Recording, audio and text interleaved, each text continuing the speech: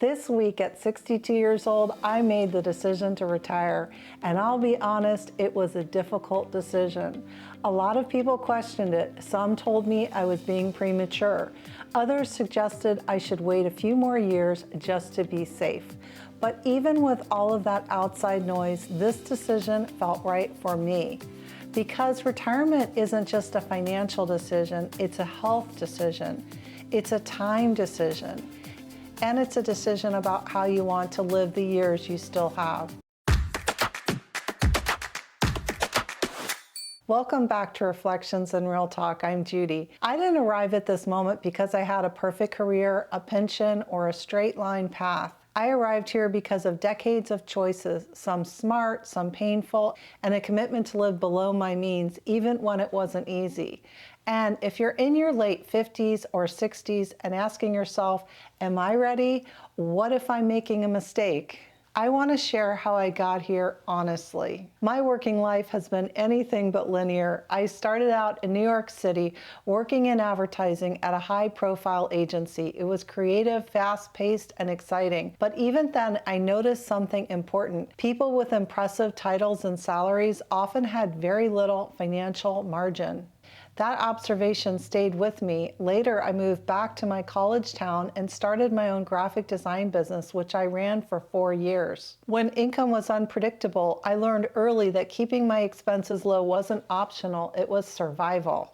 Eventually, I moved into corporate marketing, spending about 20 years in that world. I worked for both high-tech and low-tech companies doing public relations, television, radio, print, and internet advertising. I enjoyed the creativity and the travel. But here's something important. When my income improved and I reached the basic monthly expenses, I did not increase my standard of living. I didn't upgrade everything. I didn't move the goalposts. Instead, I started saving more. Every raise became security, not spending. That decision, repeated year after year, mattered more than a single investment. Cars, homes, and discipline didn't look impressive. I drove an old Honda Civic for 14 years. 14 years! Not because I loved it, but because I loved not having a car payment. That one decision freed up more money month after month, year after year. My first home was a modest 2-bedroom, 1-bath condo that I bought for $65,000. I know what you're thinking, you can't repeat that today, but you can buy something modest. Over time, I bought and sold several homes and even built one from scratch. I didn't leap, I stepped. Slow progress still counts. I became a licensed real estate agent. That experience was eye-opening. I saw people stretch themselves thin, chasing a lifestyle, and I saw others who stayed flexible because their fixed expenses were low. That reinforced something I already believed. Later, I opened up a retail store. It was creative and fun, but uncertain. Then life shifted again. I became a single mother. At that point, living below my means wasn't a philosophy, it was a responsibility.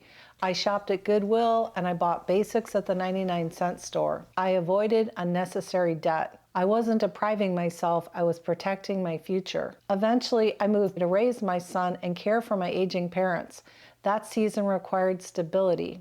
So I went back to nursing school, paying for all of it myself, tuition, housing, everything for about 3 years. I embraced DIY whenever possible, basic home repairs, simple maintenance, self-care, because every dollar I didn't spend was a dollar I could save. I've worked as a nurse and later moved into IT for the hospital. Being a nurse changes how you see life. You see how quickly health can disappear. You see how fragile time really is. In 2008, I made a painful mistake and lost half of my savings by pulling out of the market. That loss hurt deeply.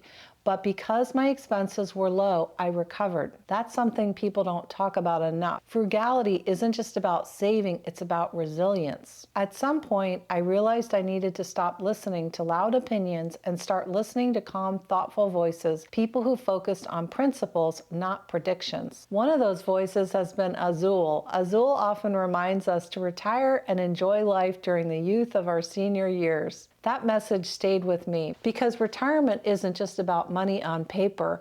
It's about whether your body, energy, and curiosity can still participate fully in life. That reminder helped me stop postponing a life I had already worked hard to build. Another steady influence for me has been Rob Berger. What I appreciate about Rob is his calm, grounded approach. No hype, no fear. And that calm matters, especially when you're making big decisions. I've also learned a lot from J.L. Collins and the principles in his book, The Simple Path to Wealth. The idea that investing doesn't need to be complicated, that simplicity, consistency, and low cost win over time was freeing for me. None of this would be complete without acknowledging Jack Bogle. Jack Bogle changed investing forever by inventing index funds and founding Vanguard. His belief was simple but revolutionary. Investors should keep more of their returns instead of giving them away in fees. Vanguard's commitment to low, reasonable costs made it possible for everyday people, not just professionals, to build long-term wealth. My favorite expression is index and chill. That philosophy still guides how I invest today. Why Boldin fit everything I learned. As all of these ideas came together, I still needed one thing: clarity, not opinions, not fear-based calculators. I needed to see my numbers and my options.